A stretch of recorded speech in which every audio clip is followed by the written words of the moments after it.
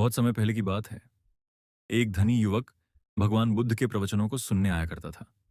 एक दिन प्रवचन के बाद वह बुद्ध के पास गया और बोला, भगवान, मेरा मन बहुत भटकता है। मैं संयमित जीवन जीना चाहता हूं, पर पराई स्त्रियों को देखकर मन काबू में नहीं रहता। कृपया मुझे मार्ग दिखाइए। बुद्ध मुस्कुराए और बोले, कल सुबह मेरे साथ नगर के दक्षिण द्वार तक चलो, वहां तुम्हारा उत्तर मिलेगा। अगले दिन युवक बुद्ध के साथ चल पड़ा। रास्ते में उन्होंने एक शव यात्रा देखी। लोग दुखी होकर किसी की अंतिम विदाई कर रहे थे।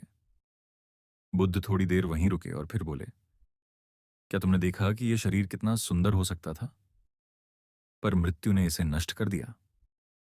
युवक ने सिर झुकाकर कहा, हाँ भगवान, मृत्यु सब कुछ छीन लेती है। फिर कुछ ही दूरी पर एक वृद्धा दिखी, जो कांपते हाथों से जल भर रही थी। बुद्ध ने युवक से पूछा, क्या इस वृद्ध स्त्री में तुम्हें आकर्षण का कुछ भी अंश दिखता है? युवक ने कहा, नहीं, बिल्कुल नहीं। बुद्ध बोले, हर युवा स्त्री एक दिन वृद्ध होगी, फिर रोगग्रस्त होगी और अंततः मरेगी। फिर भी तुम जिस शरीर को देखकर आकर्षित होते हो, वह अस्थायी है, क्षणिक है। जिस स्त्री की तुम चाह रखते हो, वह किसी की पत्नी है, किसी की मां है। यह कामना न केवल तुम्हारे चरित्र को, बल्कि तुम्हारे भीतर की शांति को भी नष्ट कर देती है।